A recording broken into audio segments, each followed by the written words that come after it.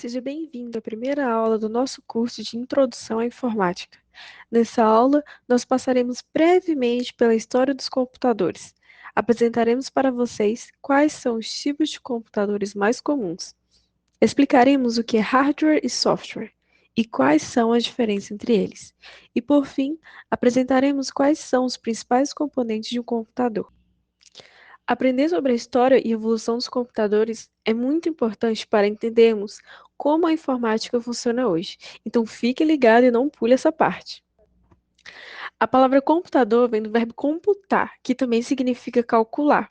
E esse nome faz todo sentido, pois os computadores são basicamente calculadoras muito, mas muito poderosas e com muito mais recursos.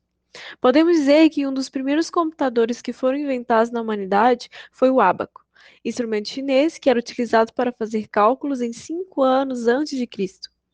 Desde essa época, a tecnologia evoluiu até permitir o surgimento dos computadores que funcionavam por meio de válvulas.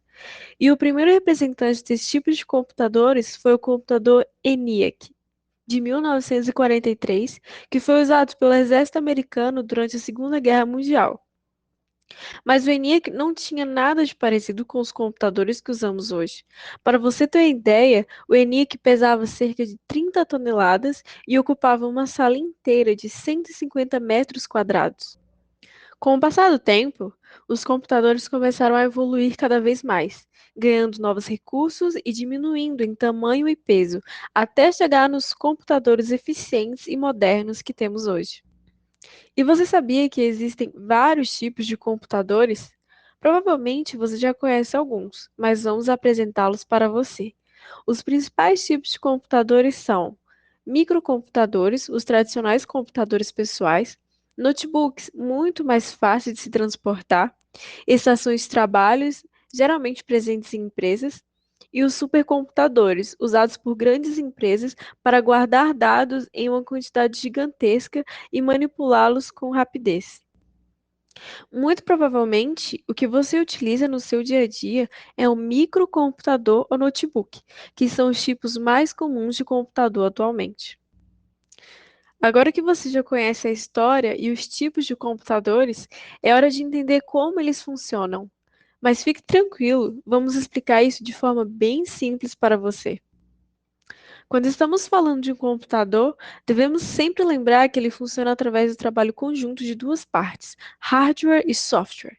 O hardware, basicamente, é a parte física do computador, ou seja, todos os componentes do computador que você pode tocar, como teclado e mouse. Eles são uma espécie de extensão do seu corpo dentro do computador. Você pode imaginar o mouse como a sua mão no computador, por exemplo. Já os softwares são os programas e aplicativos que você pode baixar e instalar no computador, como o navegador Google Chrome, pelo qual você acessa a internet, ou que já vem instalados, como seu sistema operacional. Todos esses softwares são criados por programadores, através de uma linguagem de programação. O software mais importante do nosso computador é o sistema operacional. É ele que realiza a comunicação entre nós e o computador, e é através dele que nós podemos acessar os outros recursos e programas do nosso computador. Existem inúmeros sistemas operacionais disponíveis, como o Windows, o macOS e o Linux. Durante esse curso, trabalharemos com Windows, já que esse é o sistema operacional mais popular e mais utilizado nos computadores atuais. O computador tem diversos componentes dentro dele, como o processador, a placa-mãe, o disco de memória, etc. Mas nós iremos nos focar nos componentes externos do computador, ou seja, os componentes com os quais nós iremos interagir. O monitor é a tela do computador, que exibe os dados em forma de texto, imagem ou vídeo. O gabinete é a caixa que contém todos os componentes internos do computador. É nele que você conecta o mouse, o teclado, o monitor e é por ele que você liga o computador. O mouse é um dispositivo que serve para dar instruções ao computador por meio de cliques e movimentações. Os mouses comuns possuem três botões principais: o botão esquerdo, o botão direito e o botão de rolagem. Podemos fazer várias ações com o mouse, como o clique com o botão esquerdo, duplo clique utilizando o botão esquerdo, clique e arraste, clique com o botão direito e rolagem.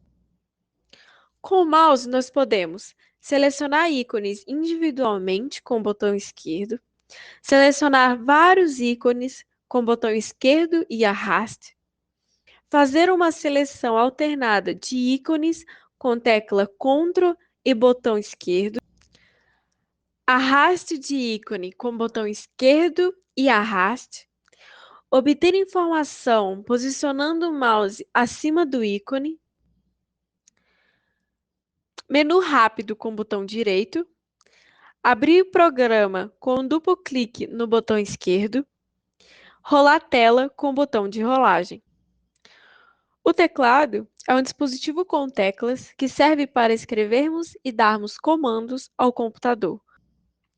O teclado tem suas teclas divididas em teclas de função, teclas especiais, teclas de comando, tecla Windows, teclas de pontuação, tecla Enter, teclas de navegação e um teclado numérico. Mas calma, você não precisa decorar tudo isso. Você só precisa saber como usar o teclado de forma eficiente no seu dia a dia. Por isso, vamos explicar as principais teclas e suas funções. O botão Enter confirma algum dado selecionado. Backspace apaga o espaço anterior ao cursor. Espaço adiciona um espaço vazio ao caractere seguinte ao cursor. Caps Lock ou fixa. Deixe os caracteres a seguir em caixa alta, fonte maior.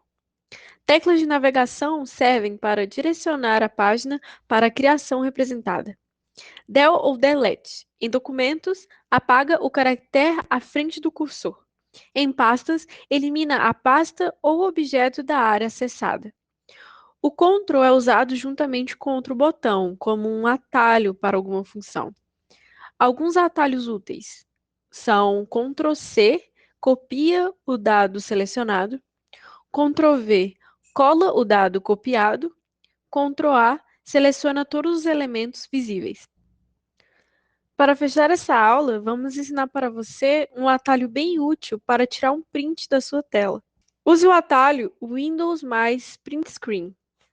Um print nada mais é que uma captura de tela, ou seja, quando você tira um print, você está tirando uma foto da sua tela. Isso pode ser útil nas ocasiões em que você deseja manter registrado o que está sendo mostrado na sua tela.